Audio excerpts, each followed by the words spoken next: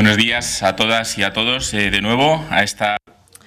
Good morning, everyone, to this second presentation of this third day of the doctoral seminar European Grants, Charles V Award, Antonio Tajani, Principle of Solidarity.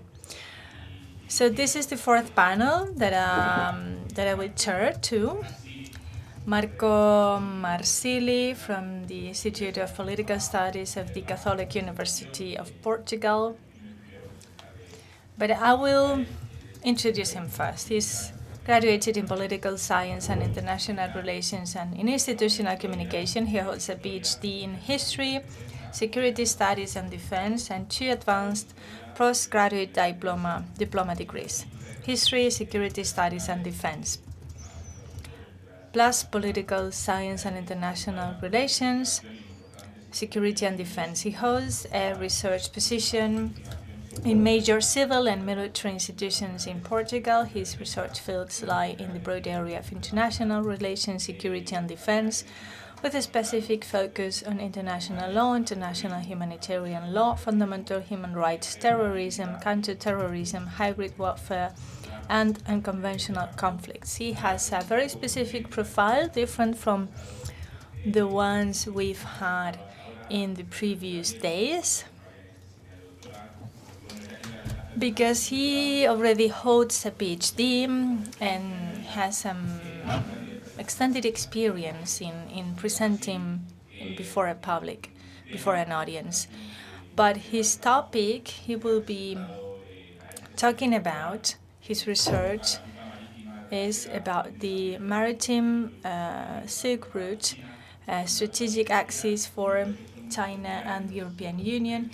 This is quite peculiar, but peculiar were also the rest of the presentations, because they have to specifically talk about the topic of this seminar,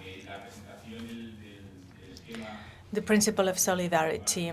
In his abstract, it looked interesting to us. This is a very hot topic in the European integration, and the defense policy is an essential topic which is within your competencies. But he's done something else, and he's gone beyond it.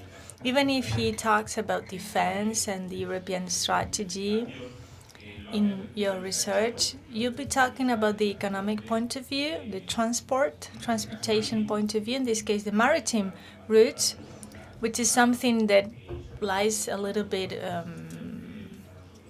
away from the topics we have historically covered, and we have the opportunity to learn much from your presentation, because you will be talking about a future perspective, the opening of new maritime routes that have been opening also in the Arctic Sea and the North Pole, and you will be talking about a hot topic, climate change too, how the North is now making it easier for countries to transport merchandises, and you will be talking about the actors, the international actors that have more weight, or the most weight in the international arena. And you will be talking about who that territory belongs to. I would like to know how you link that topic with the topic of solidarity. We will be carefully listening to your presentation that I expect to be very interesting, because you will be talking about a global topic in a globalized world, in a year in which we are commemorating the 500 years of the first trip around the planet.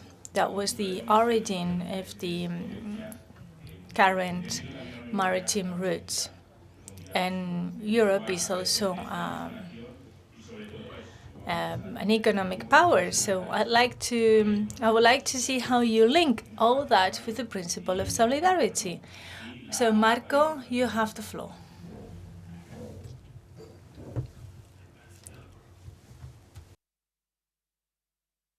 Presentación, Miguel Ángel. Buenos días a todos, todas. Primero quiero agradecer, first of all, I'd like to thank the Yuste Foundation for the invitation, even if I was selected in the last rank, in the last position, but it was good for being here today with you all. And thanks also to all the experts that are sharing these 3 days with us. And this is a huge opportunity, and I'm honored to have this opportunity for sharing all this knowledge, also from fellow colleagues. They presented contributions in areas that are far away from my research area. So I was really interested because it improved my knowledge in other fields. So that said, Miguel Ángel correctly said, how can you link a foreign actor? How does a foreign actor like China, that seems to be far away from Europe, how can it impact on European solidarity? Well, we will demonstrate it, of course, because it impacts effectively. It's impacting, it's something that it's perspective. This is a perspective approach because I work on current affairs, and current affairs are more or less also future affairs. So this will be a journey, an outlook to what a possible scenario and the possible consequences of the Chinese strategy. So let me, it's okay. So first of all, I'd like to give you a brief introduction of the scope and the purpose of the study. So we are, as Miguel Ángel remembered, we are in this we are celebrating the 5 centuries of the discoveries, and the world became much more interconnected. It's not due only to the technology, but also to the transports. So it became smaller in a certain point of view due to the airfares that are low nowadays, and even the sea that was abandoned in the last years due to the air transport came back to have a huge importance for, especially not for the people, but for the goods, the trade.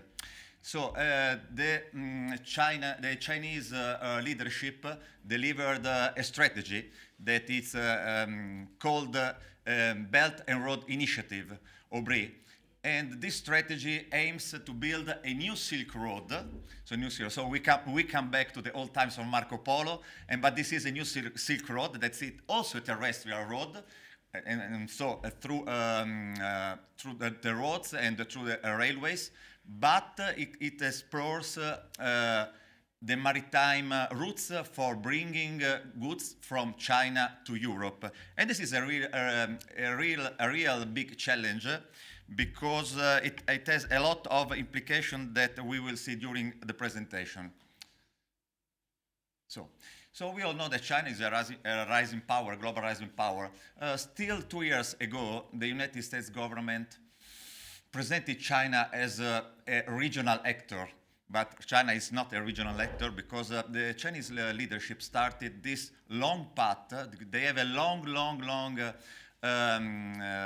time strategy. They started a couple of years ago, many years ago, with the strategy, and they are successful. They are succeeding with their strategy.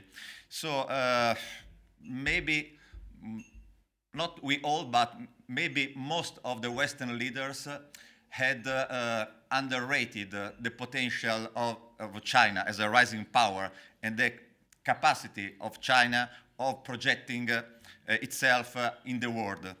So that is what's that's what's happening now. Look, just for example, at the 5G, the new technology. The most of the patents are owned by Chinese companies that are controlled by the Chinese Communist Party, that is the only party. So it's a state policy. And they are also developing, just to say, hypersonic weapons that are able to travel 5 Mach and more as velocity in the space. And there are not terrestrial systems that are able to detect these weapons now. So, and they are much far away that are the United States. So this is a real big competitor on the world stage, China. It's not a regional one, it's a small, a big one. So a part of the strategy of the Chinese leadership is also an economical strategy, of course, not only a military, the technological strategy. So China strives to project itself globally also through an economical competition and an economical challenge. And for the purpose of bringing the Chinese products all over the world, especially towards Europe, because Europe, now we see it in the next slide, Europe and the Popular Republic of China are each one the biggest trade partners, one for each other. So it has a huge impact on the European economy, the relationship with China. As the same is for China, of course, because China imports 1 billion a day of European products. So there are yeah, it's there, the monitor. Okay. So you see that there are, this that you are seeing now is a map that summarizes the Belt and Road Initiative through the so-called New Silk Road. There are terrestrial routes, lanes, but there are also maritime routes that are the most important to us, and these are the lanes that have the major impact on European solidarity, and as I will demonstrate you in a while. So first of all, these are the routes that will bring European Chinese products to Europe in the near future. It's not so far the future, because the future is right now, because as Miguel Angel remembered us before, it's the climate change it's working for the Chinese government this way, because figure out that so far the goods has to go through the Malacca Strait and through the Suez Channel and so on. It's a long road. But through the North Pole, through the maritime, the ice Silk Road, they can, the time is the half. So it's not only the time that is the half, so they cut the time for bringing goods to Europe, but they cut also the expenses. So it's an enormous and huge gain for China, but it's also a challenge, because these lanes, the maritime lanes that pass through the North Pole, and the problem with the North Pole and the Arctic Ocean, that is navigable now, a couple of months during the year, in summertime especially now, due to the melting of the permafrost, that is the permanent ice that usually covers the Arctic, the North Pole and the Arctic Ocean. But due to the climate changings, now this route opened, so the Navy's ships are able to pass in the warmest period of the year. Yeah. So, which is the impact of the maritime Silk Road over the European Union? So, how this impact, how these maritime routes open up for a challenge to the European solidarity and security, of course. So this is, yeah. Okay. So these are the challenges that we have with the maritime Silk Road, that the European Union woke up one day and discovered that, okay, China is the biggest partner in trade for the European Union, but it's also a systemic rival. So the European Union, like the United States, woke up one day and released that the Chinese leadership had made a huge, long path, and that they gained so much. But it's not only in partnership, in trading, but also as a security threat. So we consider China nowadays, the Western countries, including the European Union, consider effectively China as the major I mean, to the governments of the United States, it's a major threat nowadays. So it's not Russia, it's China. Nobody could think about it a couple of years, believe it, a couple of years ago, but it's happening. So the maritime Silk Road affects Europe in many areas. So maritime trade, shipbuilding, of course, the blue economy, impacts on the blue economy, that is an emerging economy like the green economy, you know. The blue economy is more linked to fishery and so on.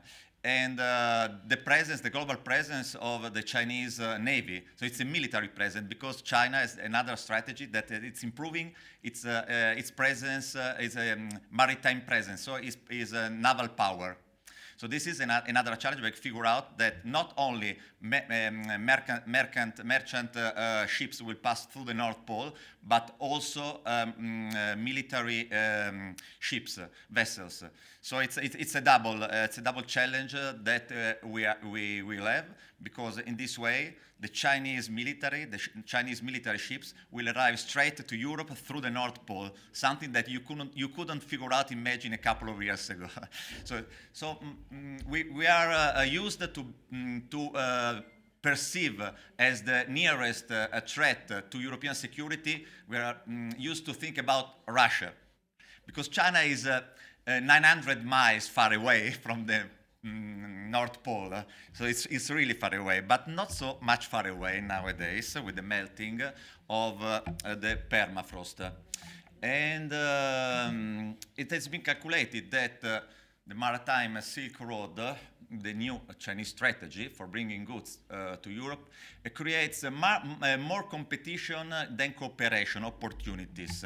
So now we enter in our topic.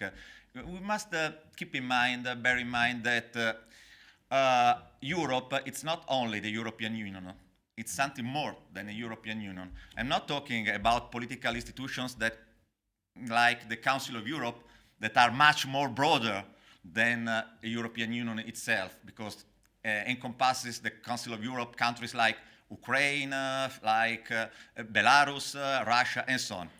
But we focus only on the continental Europe, this part of the continent. So it's not only the European Union itself, but it's also the European Economic Area that includes the EEA countries that are Liechtenstein, Iceland, and Norway. So these countries are not member states of the European Union, as you know, but they have an agreement, an economical agreement with the European Union, that is the so-called single market or common market or internal market. Because we consider Europe as finished with these 30 countries, that is the European Union member states plus the EFTA states. We are not interested in Liechtenstein, obviously, but Iceland, that I wrote it in bold, Iceland and Norway. So they are Arctic states, as you know. So, and we also should bear in mind that we have a country that is within the European Union. We'll see it later, because it's part of this explanation. A country that is Denmark. Denmark is a member of the European Union, but not all the Danish territory belongs to the European Union, because part of Denmark that is in the Arctic does not. It's outside the agreement. The membership agreement of Denmark with the European Union. So it's a complex framework. So, okay. Now we demonstrate easily in which way the maritime Silk Road, this Chinese strategy, impacts over European solidarity. In this way, because it has already started a competition between European countries, for which will be the main hub, European hub, for the harboring of the arrival of the Chinese goods. So you figure out that it's not a cooperation. This is a competition This is a real fight between European countries because the amount of money that implies this trade, this daily trade, will have an enormous impact on the country that will host, will be the privileged seaport for the Chinese goods. And the other ones will be excluded. So you figure out that this will be a real, it has just started as a real competition between European member states for being the privileged port. And this implies huge investments, enormous investments from China, of course, because there are a huge state investment from China.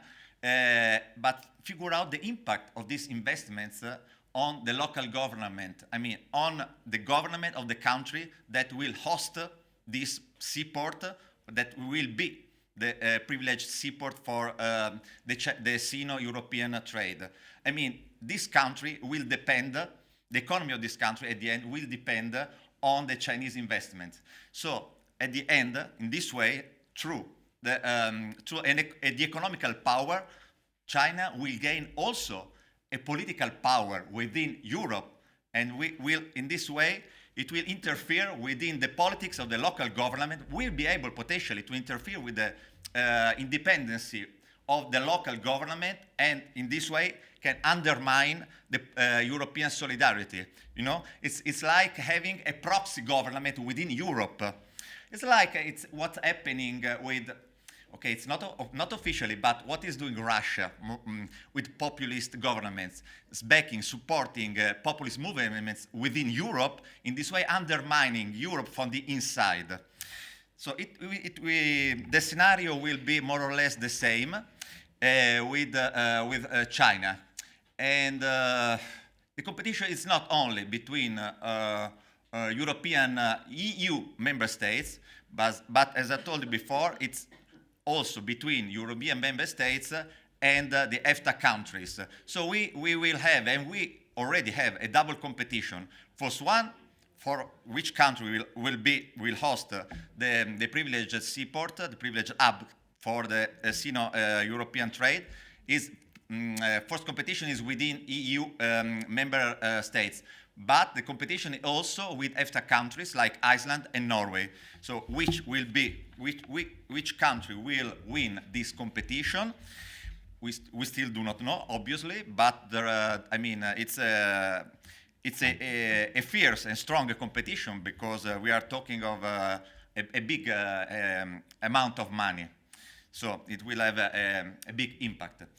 So in this way, you see that the competition for the privileged hub, it's undermining. It's a threat, a real threat to European solidarity. It's not only to EU solidarity, but more than this, to European solidarity. So go to the next one. Yeah, this is what we have already explained because I've already explained before this slide. So why this is a threat to European solidarity. Because the Chinese government, you know that China is not like our economy. The Chinese economy is a bit different from our Western economies. I mean, you know how is the state regulation, the constitutional framework in China. So we have, of course, it's a democracy, so-called democracy, because all these are democracies. But we have a unique party, so a unique party system regime, and it's a Communist Party of China, of course. And afterwards, we have the military, the army of the Communist Party of China, the Red Army. So there is no distinction. It's like in the old good times of the old Soviet Union, that era. And the companies and the enterprises are owned by the Chinese army and are owned by the Chinese Communist Party. So we have these institutions like the private sector and so on, the economical sector, that are totally controlled at this level, at least, by the Communist Party.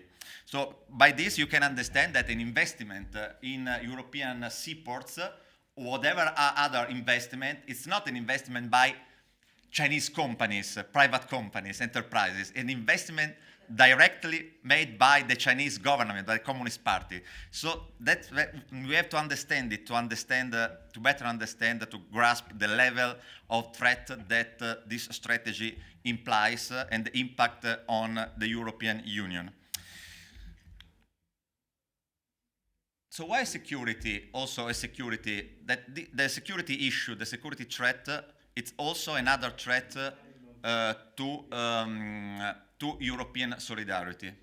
That is very easy to demonstrate also. Part of the Chinese strategy, it's not only bringing, as I told you before, their commercial ships, but also military vessels.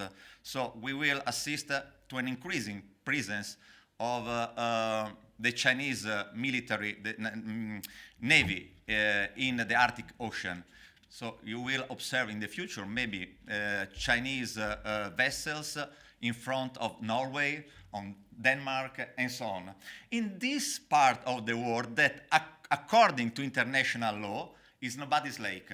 I mean, this should be international open waters. So there is no chance for stopping them arriving until there to the Port Nord, because that are international waters. Yeah, but in a while they arrive in European ports. You know, it's the Netherlands, Finland, Sweden, whatever you want, and so on.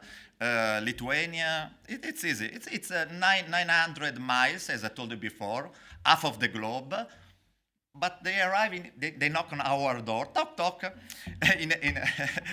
easily. It's something that you couldn't imagine, figure out just a couple of years ago. But you know, climate change, when they said climate change is a threat to security, it's true, it's real. The United States, a couple of weeks ago, released the first environmental strategy, because they consider the environment issue, the climate issue, a threat to national security. This is a way by which you can better understand, perceive how climate changes are a threat. So, yeah, we are shipping arrived. Yeah, wonderful. So. Now that opens the North Pole, due to the permafrost, the melting of the permafrost opens from shipping. You know, China is not as we have remember, it's a bit far away from the North Pole, but we have Russia. Thanks God, Russia is an Arctic country. So what the Russian Federation offered to China was an open passage that is controlled by the Russian Federation to come to Europe, to the Arctic Ocean, through the northeast passage, that is North Sea route or Northern passage, that is controlled by the Russian Federation. So this is an axis, I mean, is an alliance that it's a geo-strategic alliance that sometimes you can observe if you look at the resolutions within the UN Security Council, when most of the times China and Russia share the same position. Like, just to say, for the Syrian question, it was impossible to reach out a consensus within the United Nations due to the veto power by Russia and China together, not separated. So this is, someone could call it the axis of evil. I mean, it's as Ronald Reagan used to name the old Soviet Union. So, yeah. And why, once again, this China is a threat, once again undermines the European solidarity? Because China was applied successfully as an observer within the Arctic Council. That is an international governmental organization. So it's like the European Union. It's an INGO. It's not an NGO. it's made up of states, the United States and so on, all the Arctic states except the UK. That is the only country that is an observer. It's not a member state of the Arctic Council. But China declared itself officially a near Arctic state. No, it's funny, you know, because it's 900 miles away, but near Arctic state. And effectively, it was successful. China was successful with its application and became an observer within the Arctic Council. In what failed the European Union, because the European Union request was rejected twice. So China wins the first round against the European Union. So you see, by dividing European countries that are members of the Arctic Council, so China is undermining with its strategy, this geopolitical strategy, the solidarity between European countries, because European countries voted against the application of the European Union, but voted in favor of the application of China as an observer. It's interesting, yeah? So China wins so far. And we are closing up. I told you, this is one more threat to Europe. This is much more a security threat, but passes through the Arctic Council and so on, the successful application of China, the alliance with Russia for the passage of the Northern Sea route that is controlled by the Russian Federation. But once again, Arctic waters I don't know if are or should be, according to international law. We have the UNCLOS, that is the UN Convention on the Law of the Seas, that permits, under the UNCLOS 2, permits to states, to littoral states, to make claims for broadening their exclusive economical zone. That is another issue. There's another undermines also this issue undermines the European solidarity, because we have a lot of territories in the Arctic Ocean that are contested by European countries, and not only are contested by Russian and other governments, but also this opens up for more competition for the claims, for more claims, for getting more for broadening the exclusive economical zone under the new UNCLOS treaty. So this should be nobody's lake, the Arctic, international waters, but the Russian Federation passed a law and pretends to control, according to the Russian internal law, pretend to control this passage through which the Chinese ships will enter into Europe effectively. So, and I call it the scramble for Arctic, because it's like the scramble for Africa that nobody's interested nowadays, because it's a couple of years ago.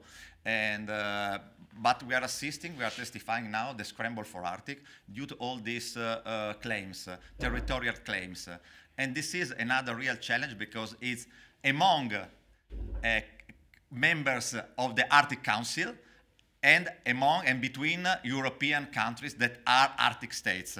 So we have a couple of issues that the Chinese strategy Silk Road is triggering now. And so, just to recap, some findings that I already told you, so I want to spare your time, because maybe if you have some questions, I prefer making presentations, answering to questions.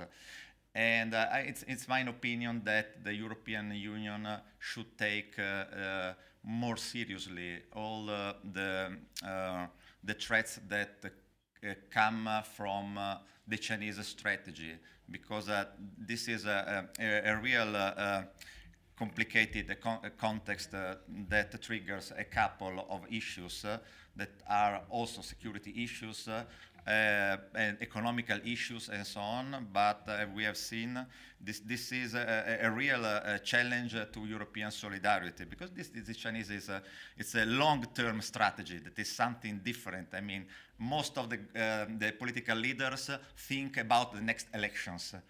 But the Chinese leaders are different. They do not have all, they are not in hurry at all, because the strategy started 40 years ago and so on.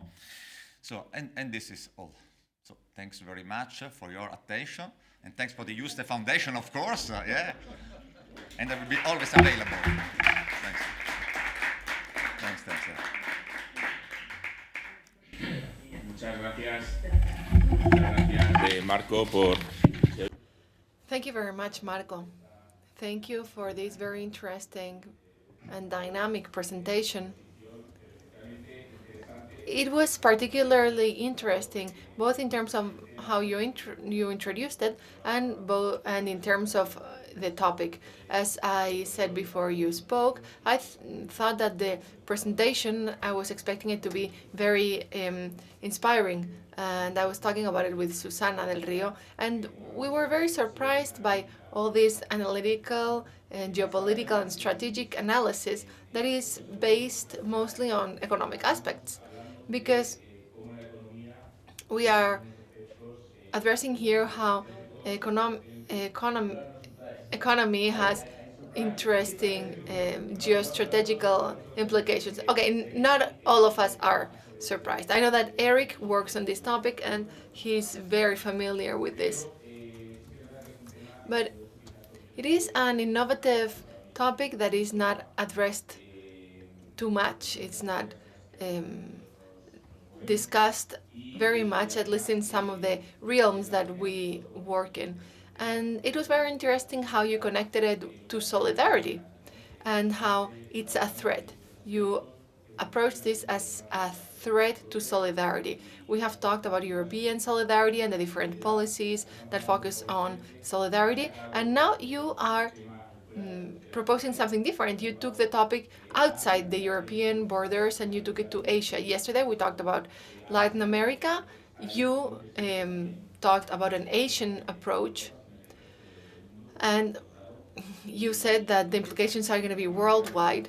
So in a way, you are bringing up the potential danger for European solidarity, because there will be an increase in competence between European countries when it comes to being the point of entry of those vessels that are going to bring cargo or freight to Europe. I think it's also important to link this to global change, climate change, as an economic factor that may involve or entail economic geopolitical shifts.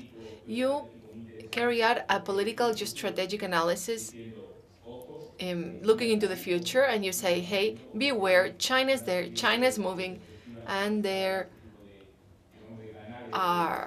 a potential that these maritime paths are going to be open. We have to be aware, and we need to understand that we need to be alert for the European Union to react. I would like you to include something in your presentation, and I know since you are following European topics closely, you probably know that there's a new strategy and a new policy that is very much in fashion in the last months, which is the concept of strategic autonomy. The EU is looking to itself to try not to be as dependent, because the pandemic showed how dependent we are of the global world, and we realized during the pandemic how dependent we are of China. So the EU is trying to become more autonomous to get ready and prepare for situations where we may depend on other powers like China.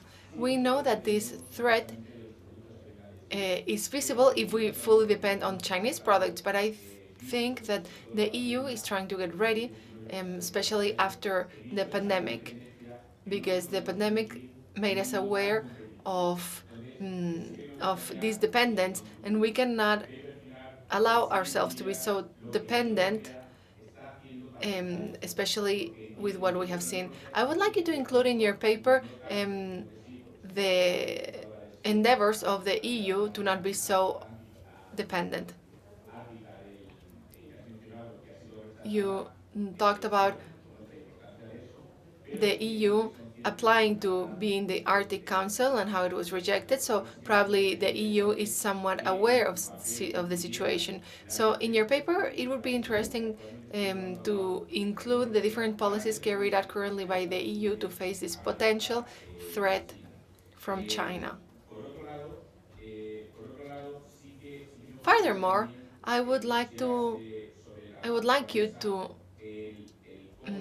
address how the EU acts. Because not that long ago, we heard some words by Angela Merkel, who said that she had made a mistake with China, that she had made a mistake in the relations and the agreements that she had carried out with China. So that threat, the Chinese threat, is understood, the threat to the EU. You mentioned some aspects like human rights. Up to what point can the EU agree with its member states that, although it may be necessary to depend to a certain extent of China, how is it possible for the EU, although it may depend on China, how can it act in such a way that there are things that cannot be accepted unless some norms are respected? For example, the goods that are imported, do they respect human rights? Are there policies to protect consumers in Europe? For example, in the case of drugs or toys, because Christmas are around the corner, there should be protection. Toys should be safe. I understand that we should not just accept everything without any filter. How can the European Union mitigate this threat through its consumer regulations or human rights regulations, which are our values inside the European Union? I think those are the two comments that I wanted to see in your work. I would like for you to include in your paper what is being done in the EU to protect the EU from the Chinese threat.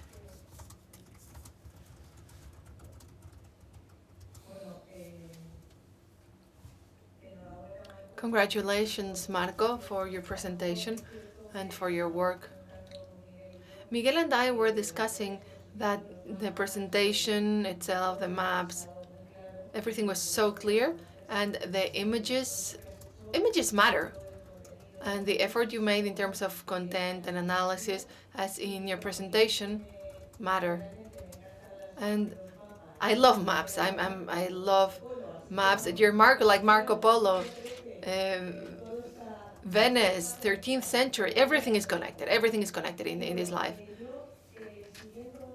And I want to follow up on what Miguel said, the strategic autonomy of the EU.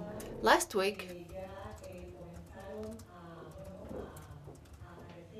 we started to see the first reports or reflections. I was in one of those meetings about the strategic compass of the EU, for the EU to achieve this strategic autonomy. So I think you should make an emphasis on that, because your whole analysis and all your research are very much focused on these topics. And as Miguel Ángel very accurately pointed, the EU is paying attention to China. The EU is paying attention to those booming markets, but maybe it should pay closer attention, as Angela Merkel very accurately mentioned. In that sense, we have some access For example, the need to have a strong common EU diplomacy. This diplomacy may or may not become the seed of a true European army, because we know that the European Union is part of NATO. But I remember that Donald Trump, in one of the plenary sessions of the European Parliament, when Angela Merkel was talking about the future of Europe, Angela Merkel said the EU needs its own army, and Donald Trump tweeted, and on Twitter, Donald Trump said, "Why does the EU need an army when you are already in NATO?" And it seems like she was reading the tweets, because she replied during her presentation in the European Parliament, and she said that the EU can have its own army and remain a member of NATO.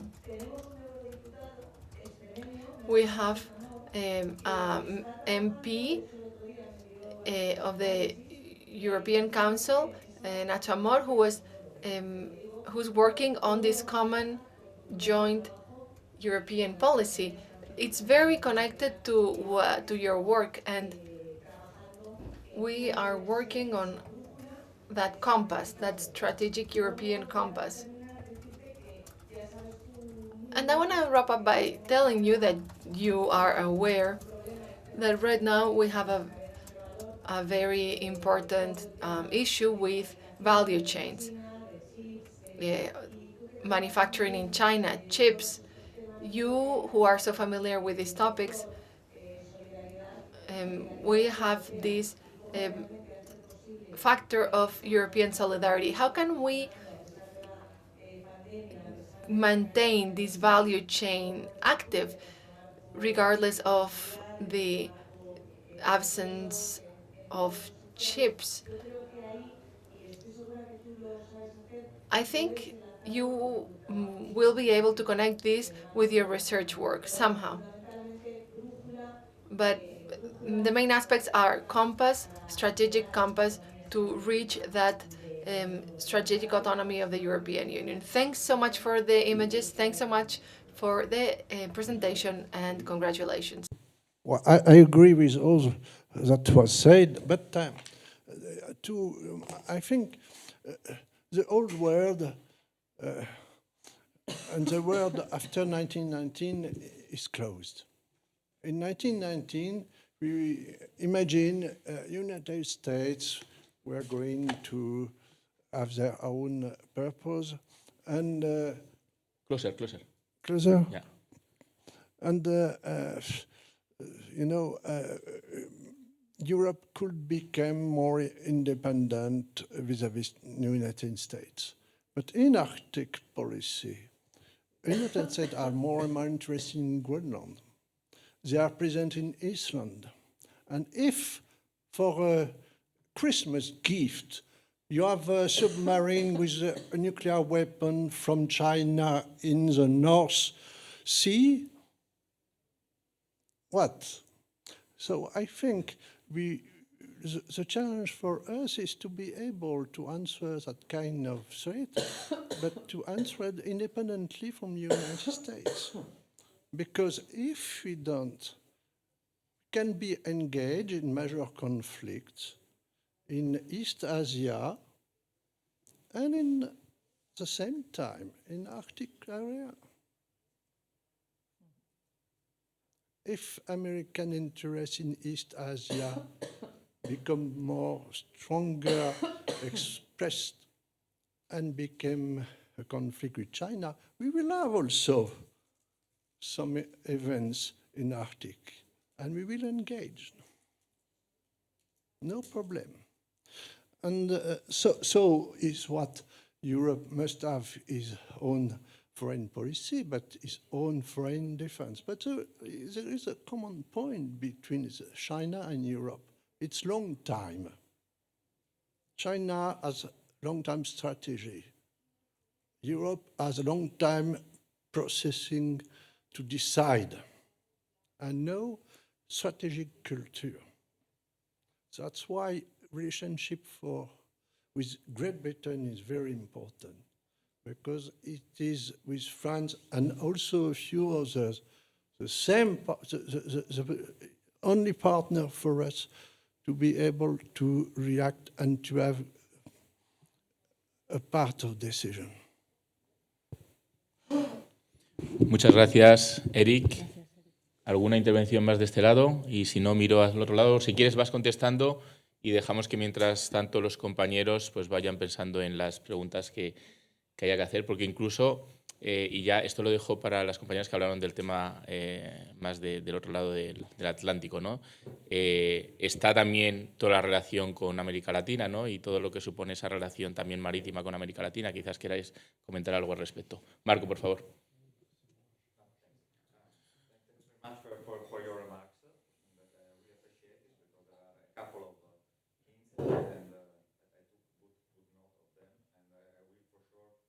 The topics that you have suggested to improve the final paper.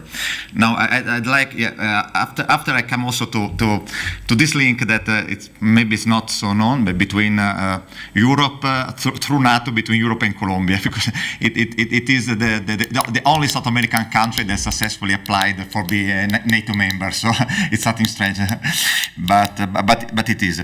So, okay, we start from the European external action, as it's called, because I'm really critic about Europe works for many things, but there are two things that are still missing. One is a unique foreign policy that the European Union, as you know, does not have. And this impacts, of course, on the success of projecting the EU, between quotes, power abroad, outside, overseas. Because the EU strategy is, the EU aims to be a global actor, released a strategy in which declares itself that aims to be a global actor. But how to be a global actor when you do not have a foreign policy, a unique foreign policy? Just you can observe what happens, just to say, in Africa, where each member state of the European Union has different policy, like in Mali, in Libya, and so on. So there is absolutely not solidarity in the foreign policy. Even for the trading, because you assist to a couple of governments that go and sign agreements with China and so on. So there's a strong competition on this side that further undermines the solidarity, because there's not a unique trade. But Angela Merkel, the German posture has always been different against the monopolies, against the big enterprises, for a free market. But last year, Angela Merkel realized that to compete within the global market, we need economies of scale economies, because we have to compete against the giants that are India, another emerging power, and China, and the United States on the other side. So why Brexit is stupid? I mean, it doesn't make sense. Because figure out, you can compete in the global market if you are a small nation, even if you are powerful like Great Britain, but you can't, because the European Union, after a couple of years, failed. It wasn't able to sign the agreement, the trade agreement with the United States.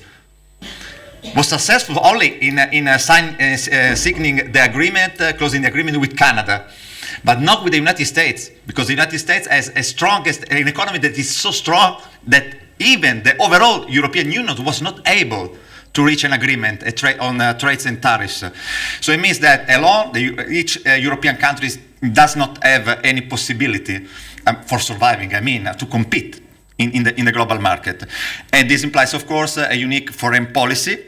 And the other point within that undermines really, does not support the ambition of the European Union to be a global actor is the lack of an army, European army.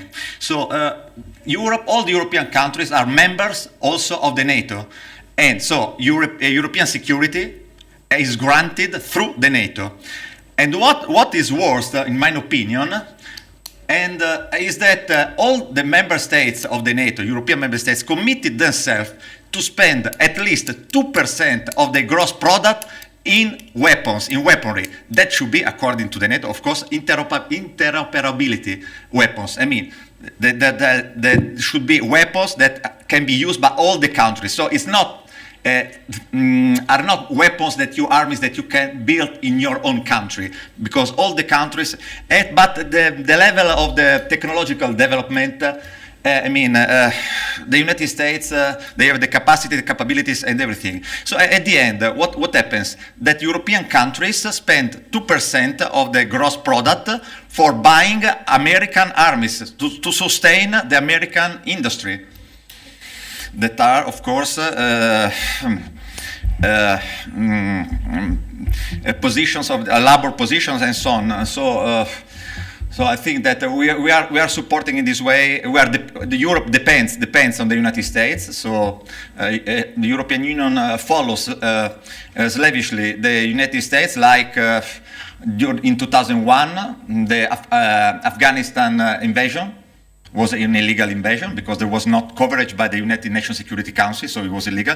And it's far away, once again, it's far away. It's like China from the Arctic Pole. Afghanistan is far away for NATO because NATO is North Atlantic Treaty Organization, North Atlantic, and the boundaries are described in the Charter. So Afghanistan is not in the Atlantic Ocean. It's far away. But what did in that occasion the European Union? The European Union followed, the European countries followed with the NATO, the United States in this enterprise that was an illegal occupation, a war against a legitimate government. So because the lacks a European policy, lacks a European army, and so on, and so Europe is forced, unfortunately, to follow the strongest. The strongest are the United States on this side for security and defense. On the other side, it's China, because there is the disagreement that was signed between the European Union and China, and China about the human rights and labor rights. Once China entered in the World Trade Organization, it's inside, because the United States at the time opened the door 20 years ago for China entering, because they thought that they would take advantage in exporting their products towards China, but they failed, of course, with their purpose. And there is another issue that is interesting, in my opinion, is that it's the issue of the students' scholarships and so on, fellowships, because the Trump administration banned the entering the United States of Chinese students that are funded for their scholarship by the Chinese party or the Chinese military. Because this way the United States China has this strategy. They send these students also to Europe, but Europe is not so much important. They send students to the United States where they study at the MIT and in this university, and they gain a lot of skills, technological skills. Afterwards, they come back to China. In this way, they strongly support the Chinese development in technological areas. There is another issue, of course, that the stealing of technology through the internet, to the cyber attacks and so on, but this is another issue. But I mean, it's a strategy. The Chinese government has a long-term strategy that is something that is comprehensive and is really incredible. There is no United States or European Union as the vision that the Chinese leadership has. Thanks. Muchas gracias. Sí, por favor, Rosa. Está aquí. Y luego, ¿tienes el micro por ahí? Está ahí. Tengo la mesa. Well, I'm going to speak English because you speak English. Well, thank you for your lively presentation. It was really good, to tell you the truth. First of all, yes, Eric is saying, wow. Well, put it in a very short way. I am concerned about something that you mentioned. European foreign policy is not a common foreign policy. That means that we have an external action is fragmented. We use different policies in different contexts, depending on the context. And but still, we are starting thinking of autonomy and bubbles. I mean, the process of generating consensus in the European Union is so long that it takes years and years of implementation. And that doesn't work for China, and doesn't work for the geopolitical strategy at all, right?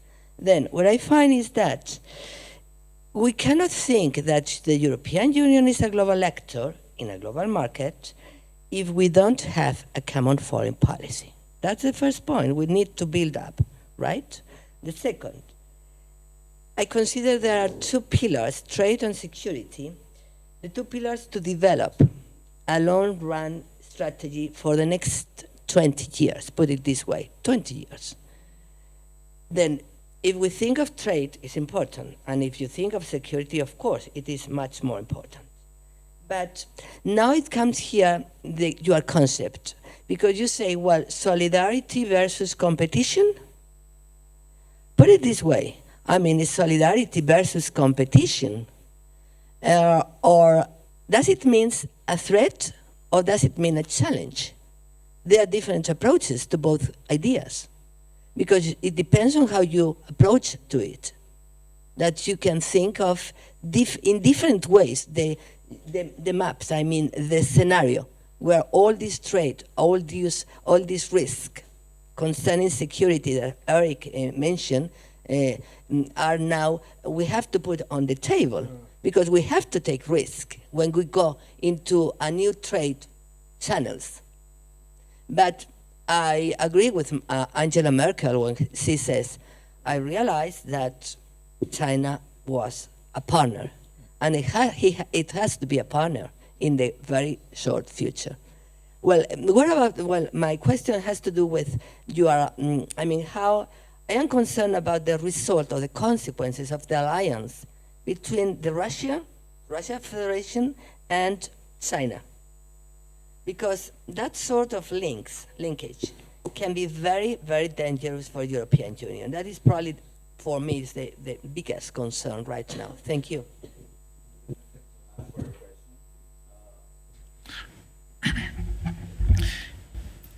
Yeah,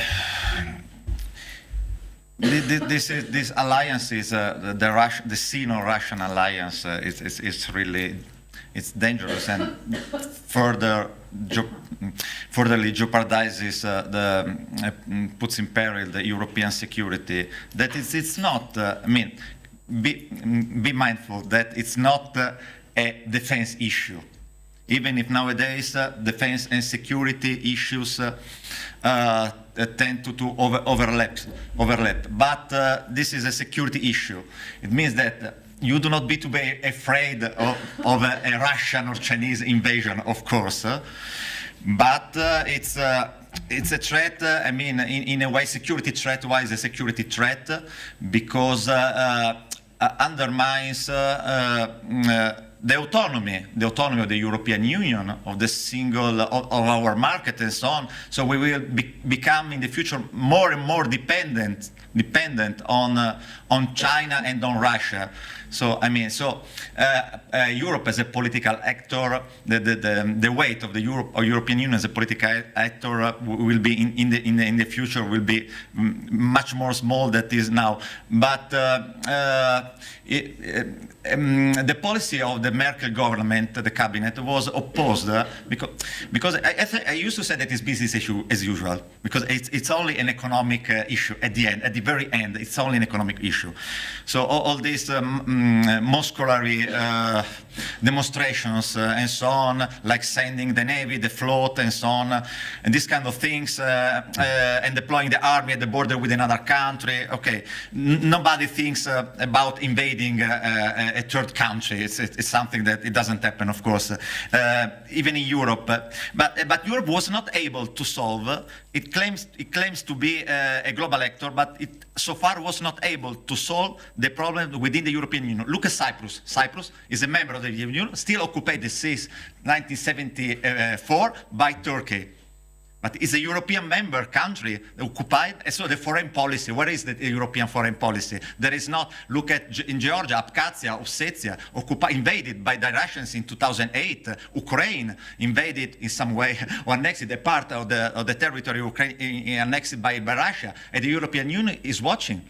is not able to put in place an efficient, foreign policy, is not able, because at the end it's business as usual, I was saying. So the United States strongly opposed the pipeline Nord Stream 2, that from Russia through Belarus, that dictatorship government and so on, arrives to Germany and brings gas to Europe, to Germany, because they need it. We need gas, of course. We depend on these other countries. Another pipeline that arrives to Europe through Turkey, that is, Turkey is not known for the respect of fundamental human rights. But as I told you, the European Union, nobody complained. You do not see protests in the streets, demonstrations against the TAP pipeline that through Turkey arrives to Europe, in Italy, in Puglia, or the Nord Stream 2 that arrives from Russia through Belarus, arrives in Europe, in Germany, because it's business as usual. So Europe, claims that he is a human rights defender, advocate of human rights, but at the end, business as usual. You need gas, you close your eyes. It doesn't matter if Turkish government is a government that does not disrespect totally human rights, fundamental human rights, by imprisoning journalists and so on without trial, in private imprisonment. The Belarus government, Lukashenko, you all know, the last week, so gained the headlines and so on. The same for Russia. But at the end, they make business. Angela Merkel made business with Lukashenko and with Putin, because it's business, because they need it. It is a realpolitik. Eric said that it was better that the contemporary world does not reflect the Cold War era, and it's true on one side, but on the other hand, the difference is that maybe it was better before, because we had a bipolar world. The good ones and the bad ones, it depends on from where you look, of course, from the prospect, okay? Now the world became multipolar. That is even worse, because we have still these international treaties that regulates the weapons that are still between the United States and Russia, because at that time China was disregarded because it was not a military power. But now that it's a military power, China does want to sit at the table to sign this agreement that should be multilateralized. So it's complicated. It was better before with the Cold War era, just to actors in the world stage. Gracias, Marco. Thank you, Marco. Una respuesta rápida. Maybe a quick reply from Respondes. Luego Eric, tenemos la palabra then we por give parte the de floor Pablo. to No sé, Pablo. ¿alguien más de Anyone los else? investigadores quiere intervenir? Any more comments? ¿Sentís con fuerza, con ganas? From you, No, pues entonces hacemos the eso. rest of the Respondes y researchers? después, No. Thank you. You No, are right those would be the in final your comment, but questions. I think we are in a very coming back to a very classical analysis of reality, strategic reality. It looks like more the end of the 19th century than Cold War time. But we are coming to a very classical perspective. So we have to manage some real policy with other aim. In the 70s, we were able to destroy Soviet Union by openness, etc. It was for probably some ethic side, but it was also a way to destroy Soviet Union, and it succeeded. So you have to combine a lot of... a second point is Africa. If you want gas from Algeria can provide, Libya can provide. We cannot admit jihadists in power in Algeria, in Morocco, etc. So we have to organize stability in Central Africa, in Sub-Saharan. So in the south, in the east, in the north, we have a large panel of threats, and you have to react. I think that at the end, unfortunately, is business as usual. Look at the FIFA Football World Championship. Next one will be organized in Qatar. That it's a very known country, known for total unrespect of for slavery, labor slavery, and so on. So, but nobody cares. Nobody. Gracias. Bueno, yo no estoy de acuerdo en que a nadie le importa, porque sí que... Well, thank you for your analysis. I don't agree with you that nobody cares, but people care. It is true, but it is true that some economic movements don't care about it, but at least there are some attempts to try and solve those concerns. Pablo, you will be the last one because we don't have the time for more. Thank you, Marco, for your presentation, which was very illustrative, and for many of us it was a novelty. I wanted to ask you about something that you mentioned very briefly, which is the trade policy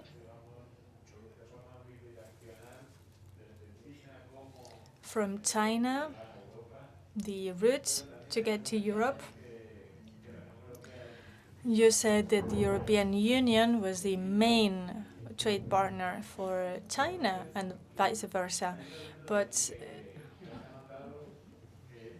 you also pointed the competition between the European ports to become the main hub for the Chinese goods. And you were saying that companies that will invest in those ports are controlled by the Chinese government. So I was thinking about the big problems the public and private European companies face in Europe when they want to make business in China, because they have many problems in some. You know that they need a local partner, and in some of the places they simply cannot settle. So maybe the European Union, when they sign trade agreements with China, should apply the principle of reciprocity. Since we are the main trade partners with each other, you impose your rules, I will impose mine, and we'll try to reach an agreement.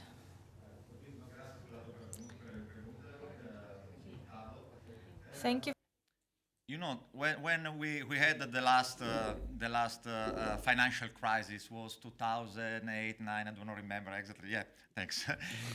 You know that China, the central Chinese bank, that it means the Communist Party or the Red Army, as you want, is the same thing because they totally overlap.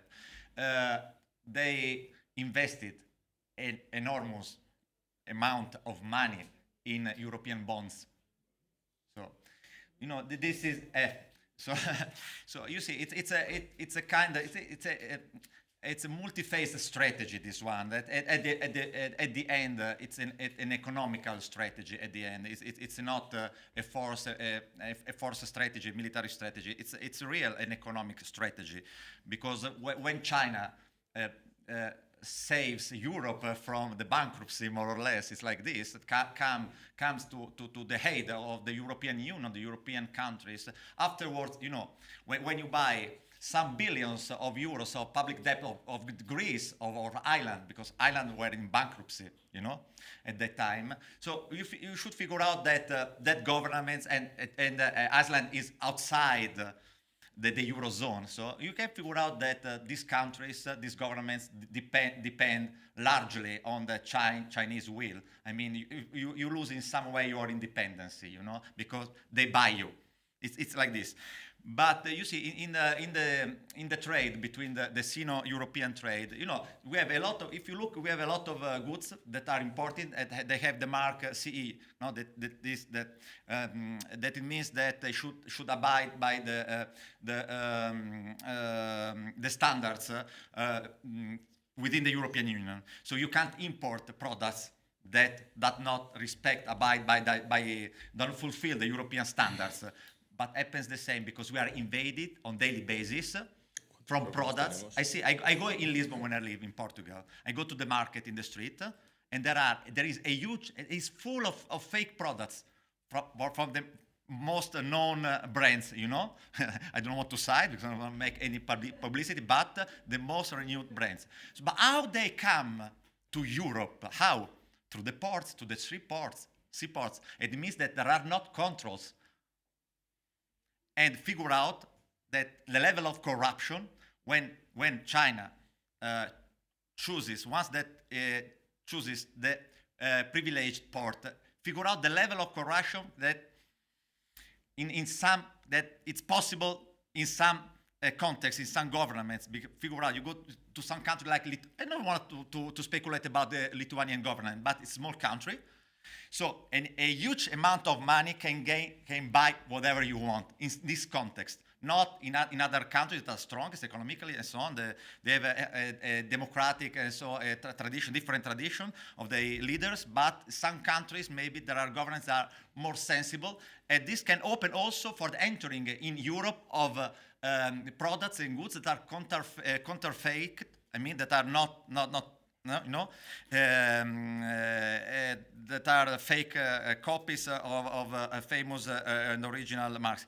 And you assist also to another phenomenon that according to my opinion, was underestimated at the time when the United States opened for China entering in the WTO, because the US government thought that at the time the US could gain more from this agreement for China entering in the WTO, more than China itself. But it was not true, because many companies relocated from Europe to China and from the United States. I have an Harley Davidson, okay? Mine is made in Milwaukee, in the United States. You buy an Harley Davidson today, where is made? In China. It's assembled in China. So the headquarters are still in Milwaukee.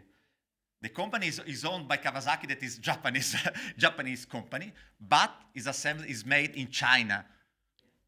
You could figure out an Harley Davidson made in China. I mean, it's incredible, but it happened. So this is another issue. Many companies relocating them, but this is also European issue that is the unfair competition on taxation. So you relocate to our country and you pay less taxes if you relocate your activities. So this is a competition that actually happens within Europe, and once more between European countries, European enterprises companies, and China. So they relocate, they assemble, because the labor cost is low. It's lower, because most of the rights of the workers are not respected. This is another issue, but you're right. Muchas gracias, Marco. Sin duda ha sido una... Thank you, Marco. This was very interesting. Thank you for bringing this topic on the table, because it really complements the rest of the topics of this seminar and that global vision of what the European Union means for the rest of the world, and from a geopolitical strategy, security, and how that can affect the member states. I would like you to include that vision